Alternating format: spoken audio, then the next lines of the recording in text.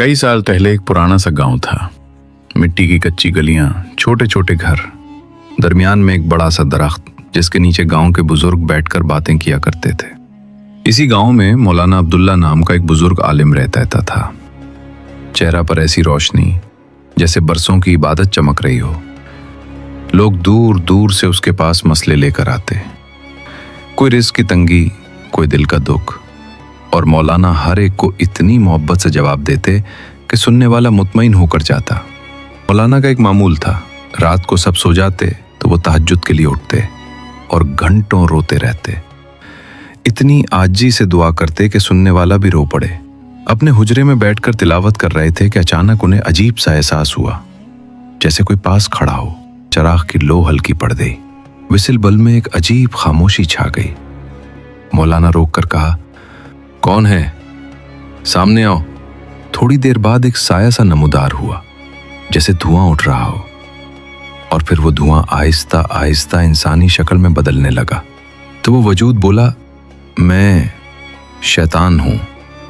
मौलाना ने ना डर कर पीछे हटने की कोशिश की, न चीखे न भागे, बल्कि बहुत पुरसुकून लहजे में बोले, तो यहां क्यों आया है?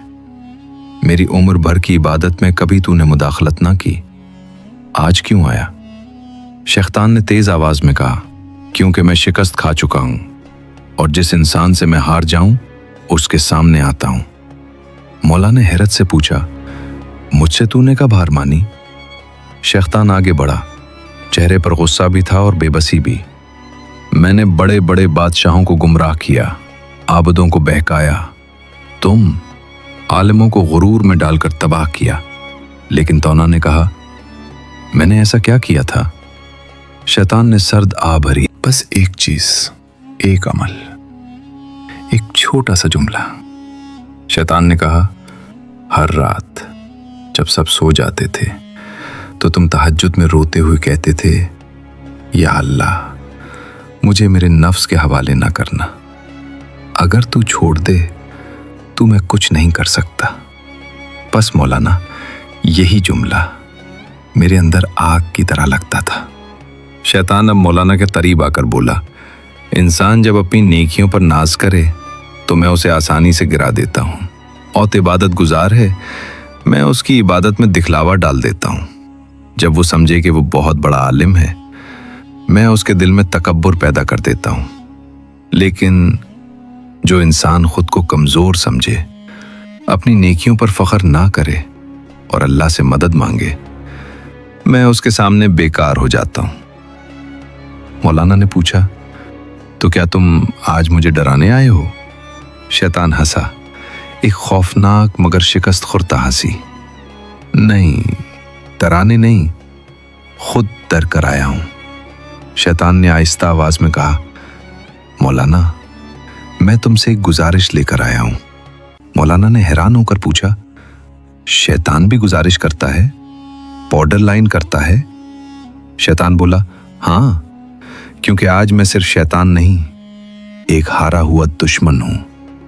है कि अपने शागिर्दों को ये ना सिखाओ कि वो कमजोर हैं, ये ना बताओ कि अल्लाह के सामने रोना शैतान को तोड़ देता है।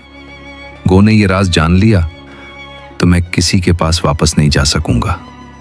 मौलाना ने मुस्कुराकर कहा, बताना चाहिए था, तो अब तो मैं रोज लोगों को यही सिखाऊंगा कि जिस दिल में आजिज़ी होती है, ब्लाइंडनेस पर शैतान के दरवाजे बंद हो जाते हैं। ये सुनकर शैतान का चेहरा काला पड़ गया।